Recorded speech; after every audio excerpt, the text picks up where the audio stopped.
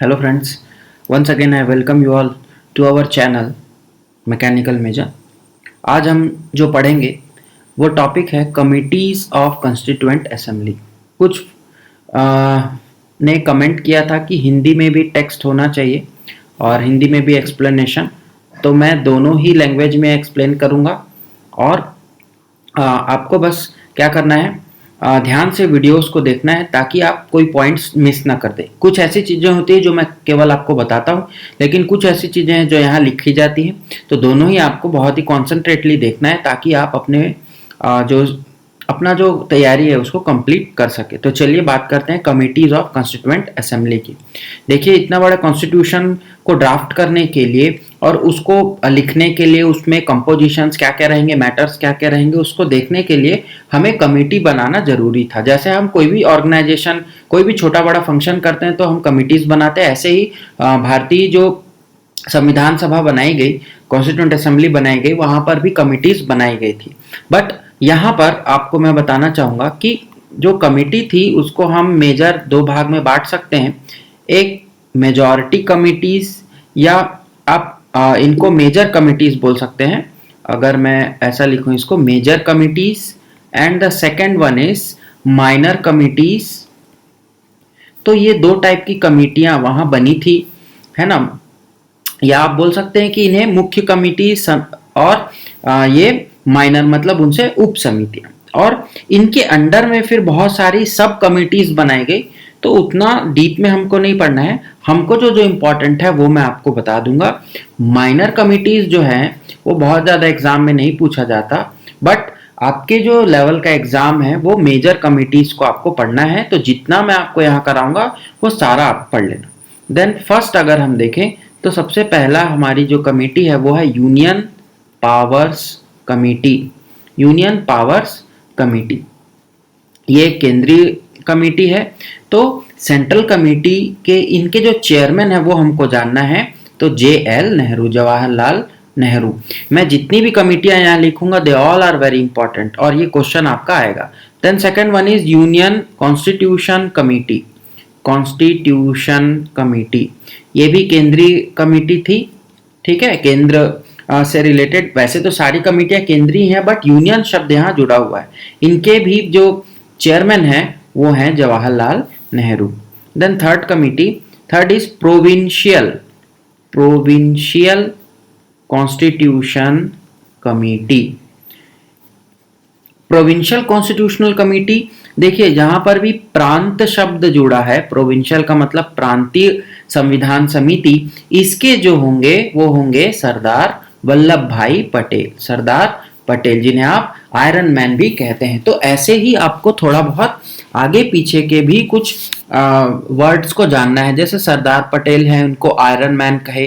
अब आप मुझे कमेंट करके ये जरूर बताएंगे कि सरदार शब्द इन्हें या सरदार की उपाधि इन्हें कौन प्रदान किया या कब इन्हें मिली थी। मैं चाहूंगा कि आप कमेंट करके जरूर मुझे बताएं, ये सर्च करके थोड़ा देखिएगा।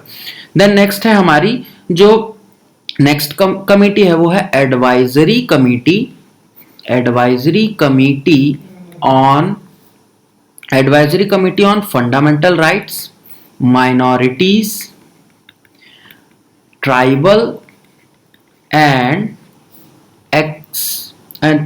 And excluded areas. देखिए ये थोड़ा सा नाम बड़ा है बट कमेटी इंपॉर्टेंट है, इसीलिए इसको मैंने आपको करा रहा है। तो एडवाइजरी कमेटी एक ये परामर्शदात्री समिति थी जो क्या क्या देखेगी, वो देखेगी फंडामेंटल राइट्स मतलब मूल सिद्धांत, माइनॉरिटीज अल्पसंख्यकों को, ट्राइबल्स जनजाति, और एक्सक्लूडेड एरियाज ऐसे एरिया जिन्हें छोड़ दिया गया है या ऐसे एरिया जो वहां से हटा दिए गए थे, उनको ये सारी कमेटी, ये जो कमेटी है वो देखेगी। और इसके भी जो चेयरमैन है वो है सरदार पटेल। ये आपको याद रखना है, दो कमेटी इसीलिए इंपॉर्टेंट हो जाता है। देन हम चलते हैं अपनी अगली कमेटी की ओर। ये है स्टेट्स कमेटी। स्टेट्स कमेटी राज्यों की कमेटी। इनका जो काम था, ये काम क्या था छोटा सा समझ लेंगे। स्टेट से आपको कंफ्यूजन में नहीं होना चाहिए कि स्टेट बनाया गया, नहीं। स्टेट्स नहीं बनाए थे इन लोगों ने, इन्होंने क्या किया था, ये स्टेट्स के साथ में नेगोशिएशन किया था, बातचीत करी थी ताकि वो क्या कर सके, वो भारतीय संघ में ज्वाइन हो सके। तो स्टेट्स कमिटी, इसके जो हेड थे वो थे जवाहरलाल नेहरू। हेड बोलने से मतलब मेरा चेयरमैन से है, आप कंफ्यूज नहीं होंगे। हेड का मतलब चेयरमैन है, मेरे बोलने का मतलब उसको आप अध्यक्ष बोलते हैं हिंदी में। Then steering committee, steering committee again important committee, जो कि पूरे जो समितियां हैं उन पर क्या करें, स्टीयर करने का काम। स्टीयर करना मतलब उनके देखने का काम। तो ये जो करेंगे, ऑफ कोर्स ये कौन करेंगे, तो आपको पता है कि हमने कल पढ़ा था किन्हें परमानेंट प्रेसिडेंट बनाया गया था, डॉक्टर राजेंद्र प्रसाद को। अगर आपने ये नहीं पढ़ा है तो आप पिछले वीडियो में जाकर के देख लेंगे।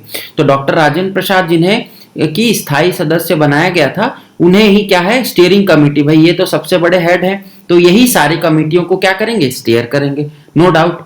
तो इतनी कमेटियां जो है वो आपकी मोस्ट इंपॉर्टेंट कमेटियां हैं। ऑल्दो ये मेजर कमेटियां ही हैं, मतलब ये मुख्य समिति हैं जिनको बनाया गया था। और इनके अलावा जो सबसे इंपॉर्टेंट कमेटी है वो है हमारे 7वें नंबर की, and that is the drafting committee, प्रारूप समिति जिसे बोलते हैं। और ये सबसे इंपॉर्टेंट हो जाता है क्योंकि कॉन्स्टिट्यूशन को जो ड्राफ्ट करने का काम है वो इसी कमेटी ने किया। और इस कमेटी के जो चेयरमैन हैं वो आप बहुत अच्छे से उनको जान रहे हैं, वो कौन है, डॉक्टर B.R. अंबेडकर। ये आप तो लगभग बचपन से ही पढ़ते आए होंगे कि doctor B.R. Ambedkar is the chairman of the drafting committee. और हमें ऐसा बोल दिया जाता था कि संविधान किसने बनाया भारत का, तो इन्हीं का नाम ले देते थे, बट ऐसा नहीं है। ये जो थे ड्राफ्टिंग कमेटी के हेड हैं, बट पूरे लोगों ने मिलकर के संविधान को बनाया। हमने देखा था कि कल 389 मेंबर्स थे, जिसमें से बाद में कम हुए, बट उतने सारे के एफर्ट्स के थ्रू बनाया गया था। तो अब इस ड्राफ्टिंग कमेटी क्योंकि इंपॉर्टेंट है, तो मैं इनके और भी अदर मेंबर्स को भी यहाँ डिस्कस करना चाहूंगा। ये जो अदर मेंबर्स हैं ये इतने इंपॉर्टेंट नहीं है, बट कभी कभी अगर पेपर टफ आएगा तो इसमें आपको दे देगा कि 7 मेंबर्स जो हैं इसको आपको ध्यान में रखना है, क्योंकि मोस्ट इंपॉर्टेंट कमेटी है ये। मैं इसमें इंपॉर्टेंट टिक भी कर देता हूं, इसीलिए इसके 7 मेंबर्स को जानना थोड़ा सा जरूरी है। तो इसके बारे में थोड़ा हम पढ़ लेते हैं। ये जो कमेटी थी ये 29th ऑफ अगस्त 1947 को बनाई गई थी, और डॉक्टर B.R. अंबेडकर को इनका चेयरमैन बनाया गया था। इनके अलावा इसमें कौन कौन मेंबर थे, तो N. गोपाल स्वामी अयंगर। देखिए स्पेलिंग्स वगैरह अभी मैं चेक नहीं करूंगा, ये मैं नोट्स में आपको अपडेटेड कर दूंगा। अलादी कृष्ण स्वामी अय्यर, देखिए थोड़ा सा साउथ का नाम है, आपको याद रखना है। But then doctor K.M. Munshi, इनको तो आप बहुत अच्छे से जानते होंगे, K.M. मुंशी नाम भी सुना होगा। देन सैयद मोहम्मद सदाउल्लाह, आप प्रोनाउंसिएशन देख लेंगे, स्पेलिंग्स इंपॉर्टेंट नहीं है, हमको नाम याद होना चाहिए। Then N. Madhav Rao, and the last one T.T. Krishnamachari.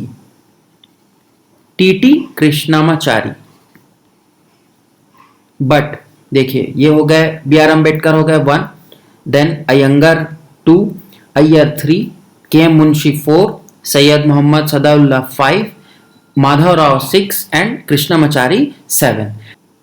चलिए N. माधव राव जो थे वो B.L. मित्तर के स्थान पर आए थे, क्योंकि B.L. मित्तर क्या हुए थे, इल हो गए थे, ओके। और कृष्णमाचारी जो थे वो क्या थे, वो किनके स्थान पर आए थे, वो आए थे D.P. खेतान के स्थान पर। D.P. खेतान, क्योंकि इनकी मृत्यु हो गई थी, तो D.P. खेतान की जगह कौन आ गए, कृष्णमाचारी, और B.L. मित्तर की जगह कौन आ गए, माधव राव।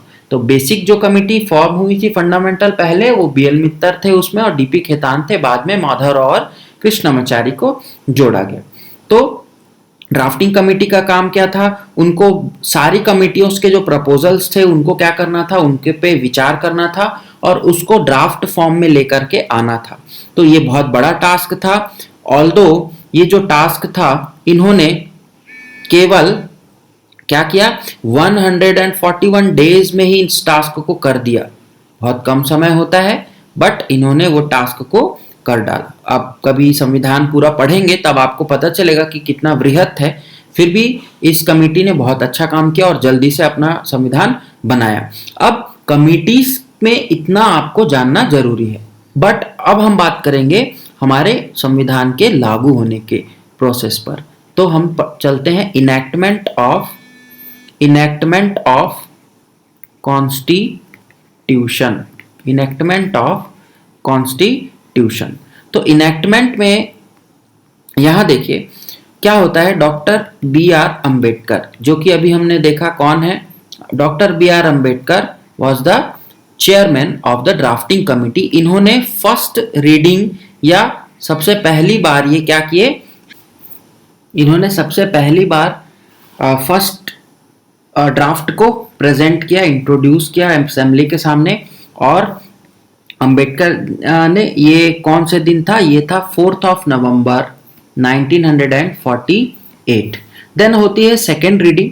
देखिए रीडिंग का मतलब ये है कि ड्राफ्ट को प्रस्तुत करना है असेंबली के सामने।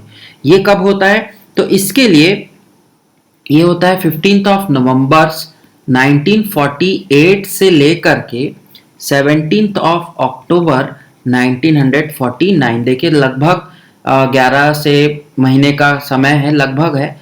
तो ये एक लंबा समय है। और सेकेंड रीडिंग जो है वो यहाँ पर होती है। तो ड्राफ्टिंग तो है, बहुत लंबा काम है, तो ऐसे ही 1 साल का समय लगभग इन्होंने लिया। अब होगी थर्ड रीडिंग। थर्ड रीडिंग जो होगी वो कब होगी, तो थर्ड रीडिंग होगी 14 नवंबर 1949। और लगभग इस दिन आप बोल सकते हैं कि ड्राफ्टिंग जो है वो कंप्लीट हो गई थी। बट अगर मैं एडॉप्शन की बात करूं, एडॉप्शन या एडॉप्टेड ऑन अगर हम लिखें, एडॉप्टेड ऑन का मतलब कि अंगीकृत करना, मतलब उसको समर्थन करके क्या कर देना, अपना लेना। सीधी सी बात है, अपना लेना।